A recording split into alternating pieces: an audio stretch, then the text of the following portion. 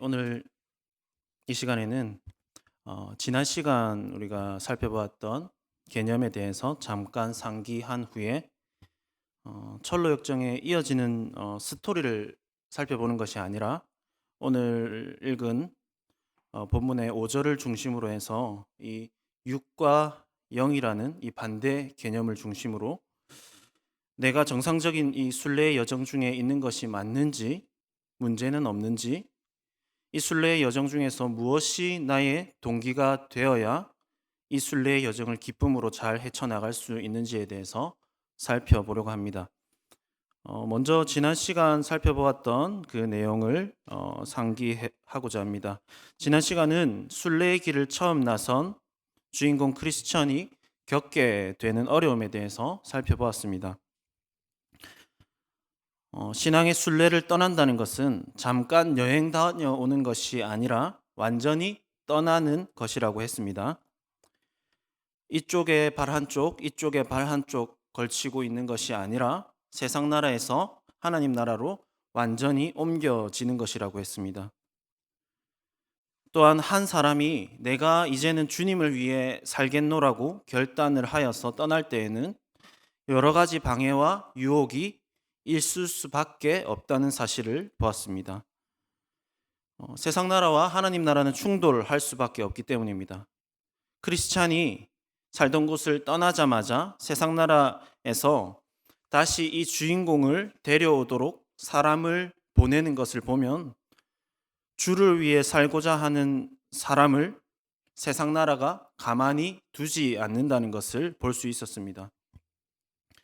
세상 나라에서 태어난 죄인이 하나님 나라로 옮기려고 하는 것은 본성을 거스르는 일이기 때문에 많은 갈등이 일어나게 됩니다.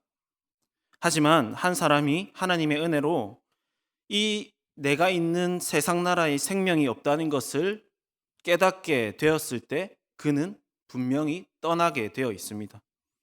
오히려 떠나지 않는 것이 더 어렵습니다.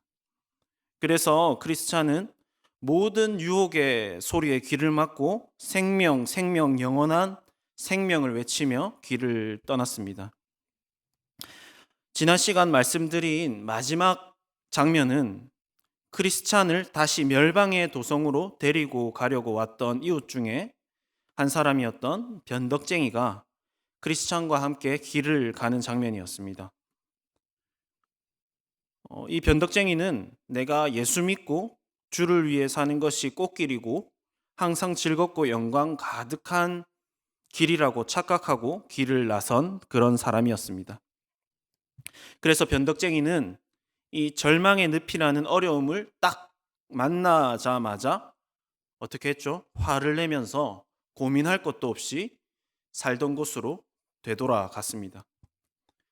이 사람은 밭에 뿌려진 씨앗 비유에서 돌밭에 뿌려진 씨앗과 같은 사람이라고 할 수 있죠. 말씀을 듣고 즉시 기쁨으로 받되 그 속에 뿌리가 없어서 잠깐 견디다가 이 말씀으로 말미암아 환난이나 박해가 일어날 때에 곧 넘어지는 그런 사람입니다.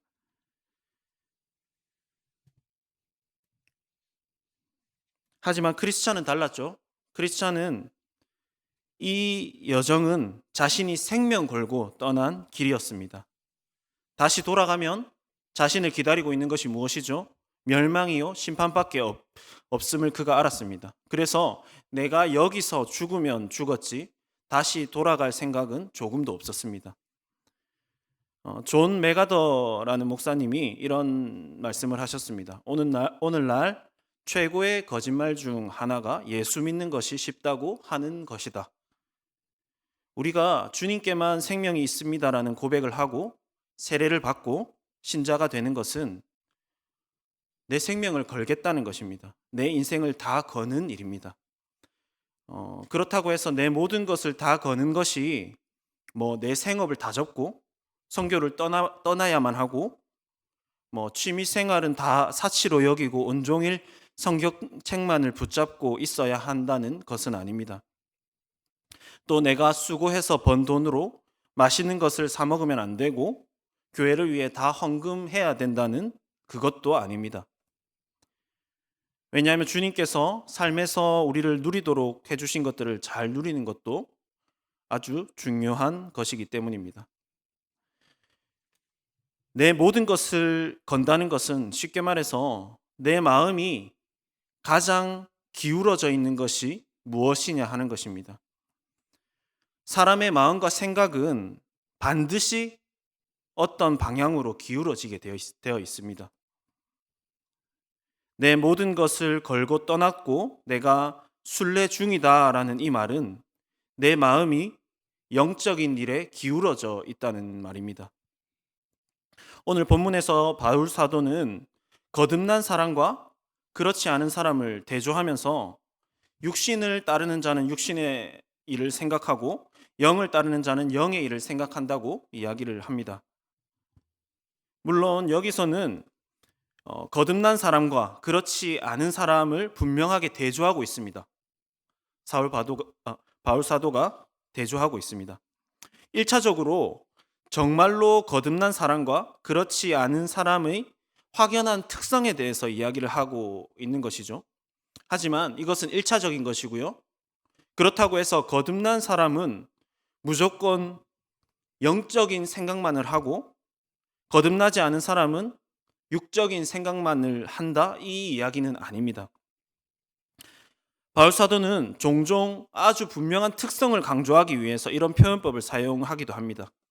우리가 바울의 이런 표현법을 생각하지 않는 경우에 극단적으로 거듭난 사람은 무조건 이렇고 거듭나지 않는 사람은 이렇다로 오해를 할 수가 있는데, 거듭난 사람 안에 일어나는 두 가지 특성에 대해서 이 본문을 이해하셔도 전혀 문제가 되지 않습니다. 다시 본문으로 돌아와서 본문 5절이 말하는 이 육신은 우리의 신체를 말하는 것이 아닙니다. 여기서 육신의 원문 사르스라는 단어는 우리의 타락한 본성이 이끄는 그 원리, 이 정도로 정리하시면 될 것 같습니다. 그리고 반대로 육신이 아니라 영을 따른다고 할 때 영은 원어로 푸뉴마라는 단어인데, 푸뉴마는 성령님을 말합니다. 그런데 여기서는 이 영을 성령님 자체를 말하는 것이 아니라 거듭난 사람 속에서 일어나는 영적인 원리를 말합니다.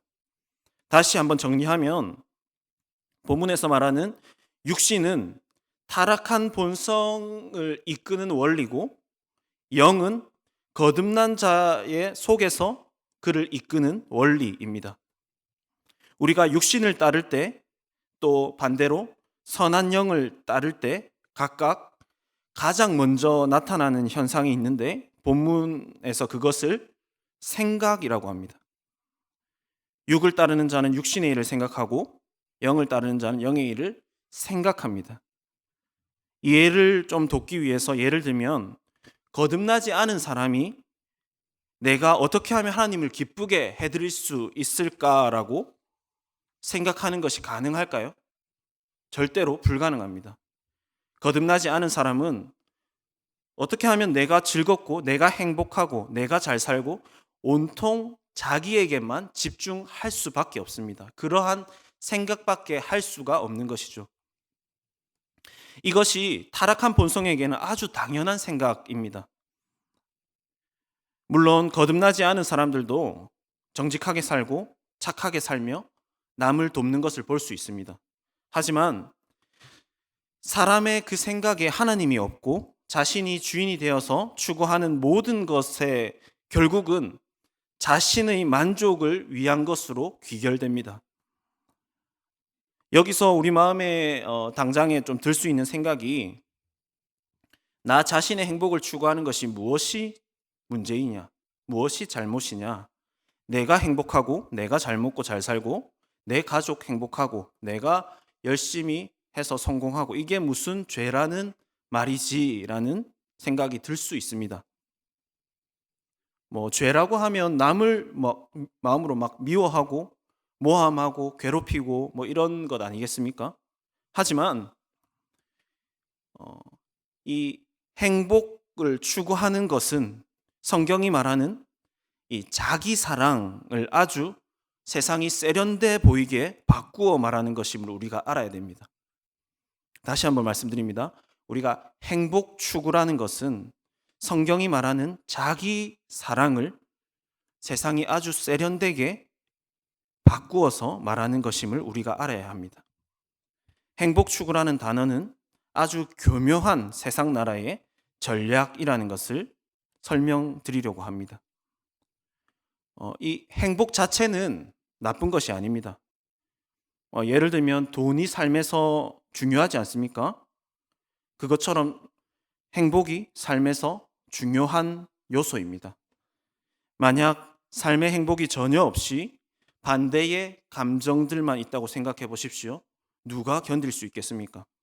하지만 돈이 중요한 것과 돈 때문에 사는 것이 다른 것처럼 이 행복 자체를 추구하면 분명히 문제가 생기게 됩니다. 먼저 이 행복 추구는 자기 자신에게만 집중하도록 만듭니다. 성경 전체는 하나님 사랑과 이웃 사랑에 대해서 말하고 있지 나 자신에게 집중해라, 나 자신을 사랑해라는 말은 없습니다. 세상은 자기 사랑이라는 말을 행복 추구라는 세련된 말로 바꾸어서 우리 자신의 문제를 보지 못하게 만듭니다. 디모데후서를 보시면 말세에 사람들이 자기를 사랑하게 된다, 그것을 말하고 있습니다. 나를 사랑하는 것은 시키지 않아도 인간의 본능입니다. 사람은 본능적으로 가족을 사랑하죠. 그런데 이 본능적인 사랑은 짐승들도 하는 것입니다. 지금 제가 무엇을 말하는 것이냐 하면 나를 만족시키는 것, 자기 사랑 안에 가족 사랑이라는 것이 포함이 되면 문제가 생긴다는 것입니다. 예를 들어서 내 안에 내가 생각하는 나를 만족시켜주는 행복한 가족상이 있습니다. 그래서 그 기준에 만족이 되어야지 행복한 가족이라고 내가 생각을 하고 만족을 합니다. 그래서 자식이나 아내나 남편이 내가 생각하는 그 기준에 부합하지 않으면 나에게는 만족이 없습니다. 그래서 불만이 생기고 화가 나고 갈등이 생깁니다. 겉으로는 가족의 행복을 위해서 최선을 다하는 것 같아 보이지만 내 만족을 위한, 내 행복을 추구하는 사랑이라면 결국 불행해질 가능성이 매우 높습니다. 성경 전체가 말하는 것이 자기 사랑이 아닙니다. 성경 전체는 하나님 사랑과 이웃 사랑을 말합니다. 그러니까 온통 나 자신에 집중되어 있는 그 시선을 하나님과 내 주변 사람으로 돌리라고 성경이 말하고 있는 것입니다. 내가 어떻게 하면 하나님을 만족시킬까? 하나님을 기쁘게 해드릴까? 어떻게 하면 이웃을 만족시켜 줄 수 있을까? 이것으로 내 마음이 기울어져야 한다는 것입니다. 기도할 때면 너무도 선명하게 내 마음의 상태가 드러날 때가 있습니다. 내 마음이 하나님을 어떻게 하면 기쁘게 하실까에 기울어져 있지 않다는 것을 부인할 수 없을 때가 있습니다. 조금만 들여다봐도 내 마음과 정서가 어떻게 하면 내가 행복하지, 어떻게 하면 내가 만족하지, 그것으로 온통 기울어져 있는 것을 발견하게 됩니다. 내가 염려하는 것들을 들여다봐도 그렇습니다. 이 염려를 가만히 들여다보면 역시나 결국 나의 만족 때문에 염려를 하는 것이지 내가 잘못해서 하나님의 누가 될까봐 하나님 나라를 위해서 염려하지 않는 자신을 발견하게 됩니다. 자기 사랑밖에 남아있지 않는 자신을 보면서 탄식하게 됩니다. 성경은 사랑을 쉬운 것이라고 말하나요? 쉬운 것이라고 말하지 않습니다. 성경이 말하는 사랑이 만약에 나를 사랑하는 것이라면 사랑이 어렵다고 절대 주님께서는 말씀하지 않으셨을 것입니다. 성경은 사랑에 대해서 수고스럽고 손해보는 것이라고 말씀하십니다. 사랑은 무례히 행치 아니하며 자기의 유익을 구하지 않습니다. 자기의 유익을 구하지 않는다는 말을 바꾸어 말하면 나를 만족시키지 않을 그런 자세를 내가 가지고 있다는 것입니다. 내가 기꺼이 손해볼 자세를 가지고 있다는 것입니다. 우리가 은혜로서 거듭나고 새로운 본성을 가졌다 할지라도 우리의 마음이 계속해서 자기를 사랑하고 나의 만족으로 온통 기울어져 있다면 오늘 바울 사도가 말하는 이 육에 끌려가는 삶을 살고 있다는 것을 우리는 부인할 수가 없습니다. 그러면 이런 생각이 듭니다. 주님은 우리가 행복하기를 원하지 않으시는 것인가? 아니요, 주님은 평화의 주님이시고 평안함을 사랑하시는 분입니다. 우리가 행복하기를 누구보다 원하시는 분입니다. 하지만 자기를 사랑하는 행복 추구는 결국 우리에게 참 행복을 줄 수가 없으니 참된 행복의 길을 우리에게 알려주시는 것입니다. 우리가 행복을 추구하는데 왜 더 불행해질까요? 행복은 추구할수록 우리는 더 공허하고 지치기가 쉽습니다. 소위 말하는 우리가 번아웃 되기가 쉽습니다. 우리의 삶을 한번 생각해 보면 우리의 삶은 나 자신을 소모하는 과정이라고 할 수 있습니다. 내가 열심히 살수록 나를 많이 소모하게 되죠. 우리는 자연스럽게 시간도 소모하게 되고 체력도 소모하게 됩니다. 인간 모두는 예외 없이 점점 자신을 소모해 가면서 결국 점점 죽음에 가까워집니다. 어쨌건 우리는 자신을 이 소모해 가는 과정 중에 있는데 만약에 내가 중요하다고 생각하지 않는 것에 나 자신을 소모하면서 산다면 우리에게 만족이 있을까요? 우리는 결코 만족할 수 없을 것입니다. 우리는 공허할 수밖에 없습니다. 만약에 내가 매일 얻고자 하는 최고의 목표가 나의 만족, 나의 행복이라고 생각해 봅시다. 이 행복은 나보다 중요한 것이 아닙니다. 나 자신보다 중요할 수가 없습니다. 왜냐하면 내가 존재하지 않으면 이 행복은 의미가 없습니다. 내가 있다는 전제하에 이 행복을 추구하는 것입니다. 내가 더 중요합니다. 그러니까 행복을 추구하는 것은 나보다 중요하지 않는 것을 추구하는 것입니다. 대부분 사람들이 자기보다 중요하지 않는 이 행복이나 추구하는 어떤 목표를 향해서 열심히 나아가면서 자신을 소모시키며 살아갑니다. 그렇게 소모되어 가는 자신을 보면서 내가 왜 이렇게 살아가야 하는지 의문을 해소할 수가 없습니다. 하지만 이렇게 생각해 보십시오. 만약에 내가 나 자신보다 중요한 것을 지향하고 있다면 어떨까요?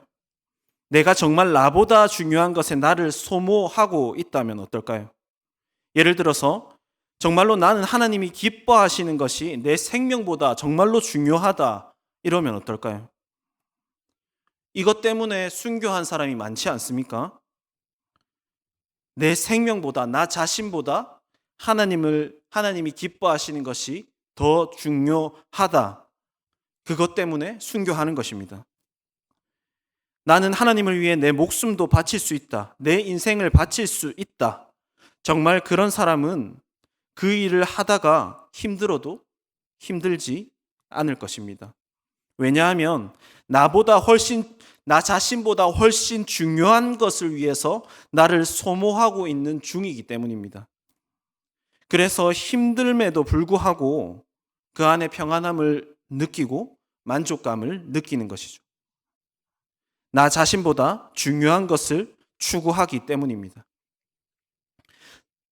나 자신보다 중요한 것을 위해 나를 소모하는 것만이 성경에서 말하는 참된 만족이고 참 행복입니다. 제가 지금 순교에 대해서 이야기를 하고 그러니까 이것이 우리 수준으로는 할 수 없는 일을 말하고 그런 것이 아닙니다. 성경이 말하는 원리를 이해하고 그것을 우리가 추구한다면 성령께서는 우리를 자기 사랑에서 벗어나게 해주실 것이고 결국 우리는 성경이 말하는 이 참된 만족과 참된 평안, 참된 열정으로 살아갈 수 있게 될 것입니다. 나 자신보다 중요하고 그것을 발견하고 그것을 위해 자신을 소진하며 참된 기쁨으로 살았던 허다한 증인들이 많이 있습니다. 먼저 예수님께서 우리에게 본을 보여주셨습니다. 이 땅에 오셔서 자신을 소진하면서 하나님의 뜻을 위해서 자신을 완전히 불태우셨습니다. 이사야서 53장 12절에서는 예수님의 삶에 대해서 이렇게 이야기합니다. 그가 자기 영을 쏟아부어 사망에 이르게 되었느니라. 예수님은 분명히 고난 당하셨지만 자신을 쏟아내고 소진하면서 기쁨 중에 계셨을 것입니다. 저는 그 기쁨의 털끝만이라도 알고 싶습니다. 자신보다 중요한 것을 발견하고 자신을 소진하는 기쁨 속에 살았던 사람 중에 바로 사도 바울이 있습니다. 디모데후서에서 사도 바울은 자신이 이 땅에서의 시간이 얼마 남지 않았다는 것을 직감하고 자신의 인생을 되돌아보면서 이렇게 고백합니다. 전제와 같이 내가 벌써 부어지고 나의 떠날 시각이 가까웠도다. 여기서 전제라는 말은 구약시대에 행해진 제사 방식인데요. 제단 위에 제물을 이렇게 쌓아 올리고 마지막에 포도주가 부어지는 그 제사를 전제라고 합니다. 제물이 불타고 그 포도주가 불타서 하나님께 드려지는 것이죠.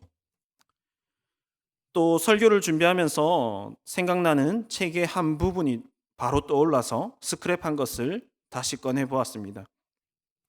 전에 한번 소개해 드린 적이 있는 책인데 전능자의 그늘이라는 짐 엘리엇이라는 선교사의 실화를 담은 책입니다. 여러 부분을 제가 스크랩 해 놓았는데 그 중에서 제가 이번에 꺼내 본 부분은 짐 엘리엇이 대학 시절에 썼던 일기의 한 부분입니다. 그가 일기에서 하나님께 기도합니다. 하나님, 제가 당신께 기도합니다. 이 쓸모없는 나뭇가지에 불을 붙여 주소서. 그리고 주를 위해 타게 하소서.